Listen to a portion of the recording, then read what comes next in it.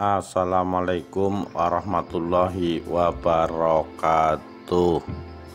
Rahayu Rahayu Sagung Dumadi. Rahasia mistik kejawen. Jawa dan kejawen seolah tidak dapat dipisahkan satu dengan lainnya. Kejawen bisa jadi merupakan suatu sampul atau kulit luar dari beberapa ajaran yang berkembang di tanah Jawa. Semasa zaman Hinduisme dan Buddhisme, dalam perkembangannya penyebaran Islam di Jawa juga dibungkus oleh ajaran-ajaran terdahulu. Bahkan terkadang melibatkan aspek kejawen sebagai jalur penyeranta yang baik bagi penyebarannya. Wali Songo memiliki andil besar dalam penyebaran Islam di tanah Jawa. Unsur-unsur dalam Islam berusaha ditanamkan dalam budaya-budaya Jawa, semacam pertunjukan wayang kulit, dendangan lagu-lagu Jawa, ular-ular atau pituah yang berupa filsafat, cerita-cerita kuno, hingga upacara-upacara tradisi yang dikembangkan khususnya di Kerajaan Mataram atau Yogyakarta dan Solo. Dalam pertunjukan wayang kulit yang paling dikenal adalah cerita tentang serat Kalimasada atau lembaran yang berisi mantra atau sesuatu yang sakral yang cukup ampuh dalam melawan segala keangkaramurkaan di muka bumi. Dalam cerita itu dikisahkan bahwa si pembawa serat ini akan menjadi sakti mandraguna. Tidak ada yang tahu apa isi serat ini. Namun di akhir cerita, rahasia dari serat ini pun dibeberkan oleh dalang. Isi serat Kalimasada berbunyi, "Aku bersaksi tiada Tuhan selain Allah, dan aku bersaksi Muhammad adalah utusannya." Isi ini tak lain adalah isi dari kalimat syahadat. Dalam pertunjukan wayang pun sang wali selalu mengadakan di halaman masjid yang di sekelilingnya diberi parit melingkar berair jernih. Guna parit ini tak lain adalah untuk melatih para penonton wayang untuk wisuh atau mencuci kaki sebelum masuk masjid. Simbolisasi dari wudhu yang disampaikan secara baik. Dalam perkembangan selanjutnya, sang wali juga menyebarkan lagu-lagu yang bernuansa simbolisasi yang kuat. Yang terkenal karangan dari Sunan Kalijaga adalah lagu Lir Ilir. Memang tidak semua syair menyimbolkan suatu ajaran Islam, mengingat diperlukannya suatu keindahan dalam mengarang suatu lagu. Sebagian arti yang kini banyak digali dari lagu ini diantaranya tak ijo royo-royo, tak sengoh penganten anyar. Ini adalah sebuah deskripsi mengenai para pemuda yang dilanjutkan dengan cah angon penekno blimbing kuwi, lunyu-lunyu penekno kanggo seba mengko sore. Cah angon adalah simbolisasi dari manusia sebagai khalifah fil ard atau pemelihara alam bumi ini. Penekno blimbing kuwi mengibaratkan buah blimbing yang memiliki 5 segi membentuk bintang. Kelima segi itu adalah pengerjaan rukun Islam yang 5 dan sholat 5 waktu. Sedang lunyu-lunyu penekno berarti tidak mudah untuk dapat mengerjakan keduanya, rukun Islam dan sholat 5 waktu. Dan memang jalan menuju ke surga tidak mudah dan mulus. Kanggo sebo mengko sore, untuk bekal di hari esok, kehidupan setelah mati. Mumpung padang rembulane, mumpung jembar kalangane. Selagi masih banyak waktu, selagi muda, dan ketika tenaga masih kuat, maka lakukanlah untuk beribadah. Memang masih banyak translasi dari lagu ini, namun substansinya sama, yaitu membumikan agama, menyosialisasikan ibadah dengan tidak lupa tetap menyenangkan kepada pengikutnya yang baru. Dalam lagu-lagu Jawa ada gending bernama Mijil, Sinom, Mas Kumambang, Kinanti, Asmaradana, hingga Megatruh dan Pucung. Ternyata kesemuanya merupakan perjalanan hidup seorang manusia. Ambillah Mijil, yang berarti keluar, dapat diartikan sebagai lahirnya seorang jabang bayi dari rahim ibu. Sinom dapat diartikan sebagai seorang anak muda yang bersemangat untuk belajar. Mas Kumambang berarti seorang pria dewasa yang cukup umur untuk menikah. Sedangkan untuk putrinya dengan gending Kinanti, proses berikutnya adalah pernikahan atau katresnan antar keduanya, disimbolkan dengan Asmaradana, hingga akhirnya Megatruh atau dapat dipisah. Megatruh, megat berarti bercerai atau terpisah, sedangkan ruh adalah roh atau jiwa seseorang. Ini proses jenazah harus dikafani dengan kain putih. Mungkin inilah yang disimbolkan dengan pucung atau pocong. Kesemua jenis gending ditata apik dengan syair-syair yang beragam, sehingga mudah dan selalu pas untuk didendangkan pada masanya. Ada banyak filsafat Jawa yang berusaha diterjemahkan oleh para wali, menunjukkan bahwa Wali Songo dalam mengajarkan agama selalu dilandasi oleh budaya yang kental. Hal ini sangat dimungkinkan karena masyarakat Jawa yang menganut budaya tinggi akan sukar untuk meninggalkan budaya lamanya ke ajaran baru, walaupun ajaran tersebut sebenarnya mengajarkan sesuatu yang lebih baik, seperti ajaran agama Islam. Sistem politik saja nabrak tembok atau tidak menentang arus diterapkan oleh para sunan. Tak wis gunem iki, saya akhiri pembicaraan ini. Niatku mung aweh wikan. Saya hanya ingin memberitahu kabatinan akeh lire, kebatinan banyak macamnya. Lan gawat kak liwat-liwat, dan artinya sangat gawat. Mula dipun prayitno, maka itu berhati-hatilah. Ojo kleru pamilihmu, jangan kamu salah pilih. Lamun mardi kebatinan, kalau belajar kebatinan. Tembang ini menggambarkan nasihat seorang tua bini sepuh kepada mereka yang ingin mempelajari kebatinan atau kejawen. Kiranya perlu dipahami bahwa tujuan hakiki dari kejawen adalah mendapatkan ilmu sejati untuk mencapai hidup sejati dan berada dalam keadaan harmonis hubungan antara kaula dan Gusti. Keadaan spiritual ini bisa dicapai oleh setiap orang yang percaya kepada Tuhan, yang mempunyai moral yang baik dan jujur.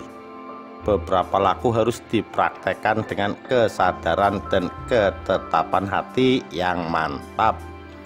Pencari dan penghayat ilmu sejati diwajibkan untuk melakukan sesuatu yang berguna bagi semua orang melalui rasa hati dan tindakan. Cipta, rasa, karsa, dan karya harus baik, benar, suci, dan ditujukan untuk mamayu hayuning bawono.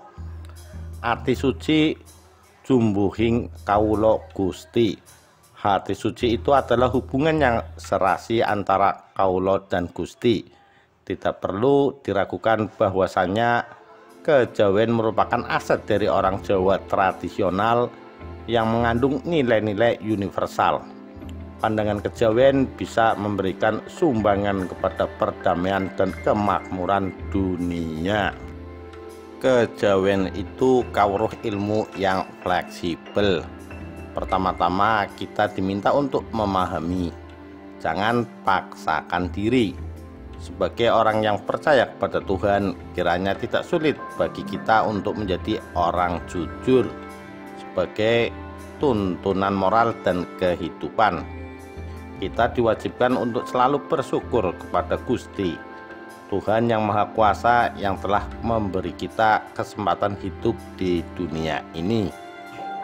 Sebagai orang yang bertanggung jawab, kita mempunyai kewajiban: 1. Bekerja dengan patut untuk memenuhi kebutuhan diri. 2. Peliharalah baik-baik kesehatan raga, sehingga kita juga akan mempunyai pikiran dan jiwa yang sehat. Merawat raga dengan baik itu sangat penting untuk semua aktivitas lahir dan batin. 3. Mempunyai budi luhur. Dengan melakukan kewajiban-kewajiban ini, akan lebih mudah bagi kita untuk menyumbang kepada masyarakat, orang lain, negara, dan dunia.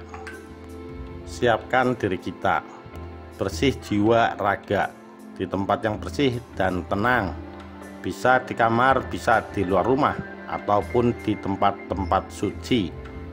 Katakanlah doa kita dan kehendak baik kita kepada Gusti Kang Paring Nugroho, Tuhan yang Maha Pengasih, yang memberi kita kenyamanan dengan semua kehendak dan perbuatan kita yang baik.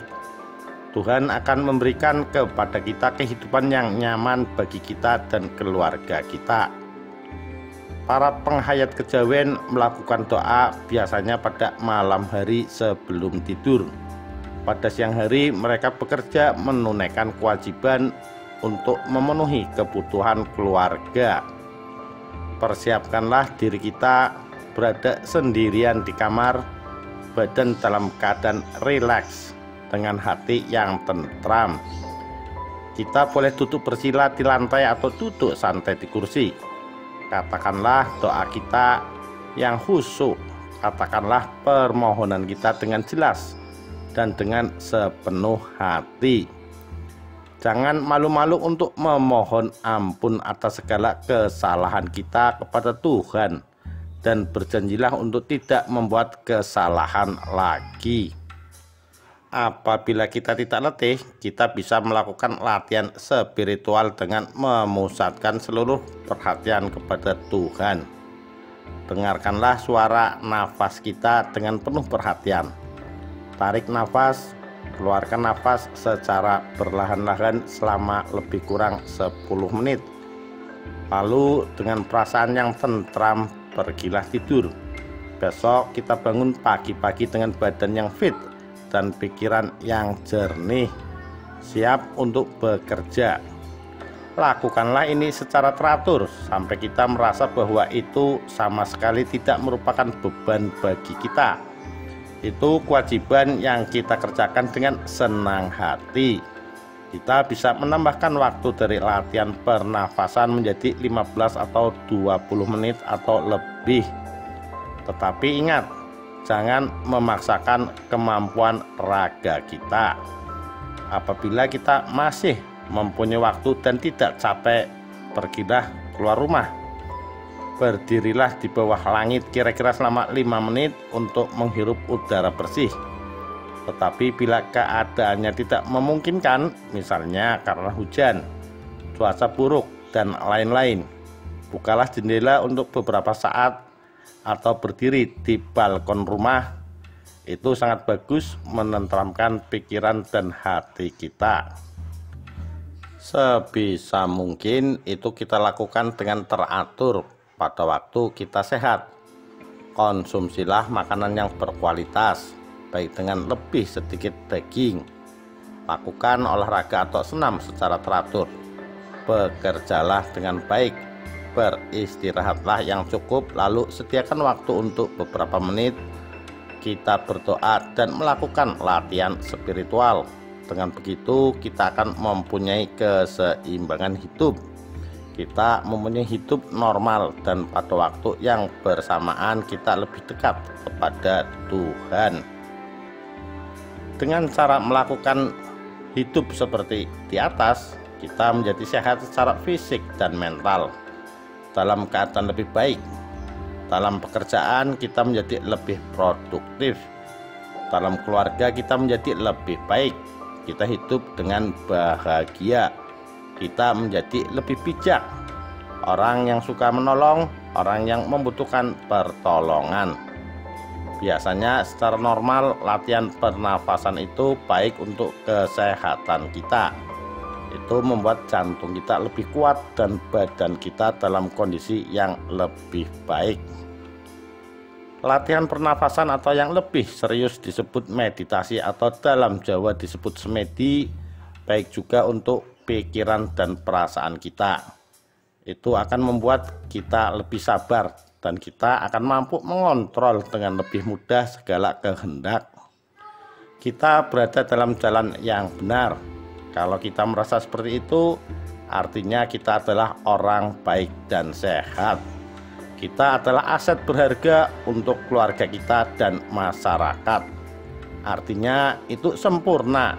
Lanjutkanlah laku kita dengan penuh percaya diri. Kita hidup di jalan yang baik dan benar, diberkahi oleh Tuhan. Kita sehat, mempunyai pikiran yang logis dan jiwa yang bersih. Kita selalu berdoa dan melakukan meditasi. Kita menghendaki untuk memperdalam ilmu spiritual kita supaya lebih dekat kepada Tuhan untuk mengetahui rahasia hidup. Sekarang kita siap untuk menumbuhkan rasa kita. Itu tidak sulit.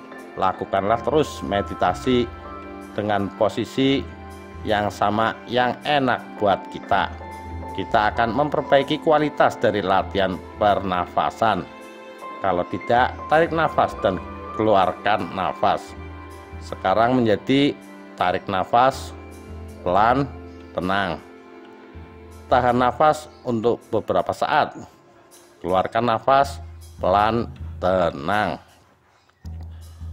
Fokuskan pandangan ke pucuk hidung kita. Dengarkanlah baik-baik suara nafas kita. Ini supaya kita tidak memikirkan hal lain. Cobalah untuk mengkonsentrasikan pikiran rasa kepada Tuhan yang Maha Agung. Lakukan itu dengan santai untuk 10, 15 atau 30 menit. Kalau tidak capek dan ada waktu, kerjakan itu setingkat demi setingkat dan jangan pernah memaksakan diri. Latihan ini menumbuhkan rasa sedikit demi sedikit. Bersamaan dengan tumbuhnya rasa, cipta juga akan tumbuh. Ketika cipta lebih kuat, keinginan baik akan terrealisir. Sementara itu, sedikit demi sedikit rasa akan menjadi rasa sejati. Rasa sejati ini adalah pemberian zat yang suci. Kita mempunyai itu, namun kita harus menumbuhkannya.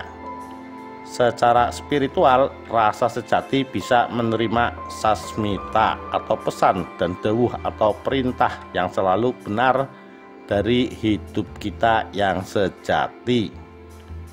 Jadi latihan itu bisa merupakan latihan untuk cipta dan pada saat lain untuk rasa. Sekali lagi, lakukan dengan sikap santai, jangan memaksa diri. Lalu pergilah keluar rumah untuk menghirup udara segar seperti yang telah dijelaskan sebelumnya. Inilah cara yang efektif untuk membantu menumbuhkan rasa.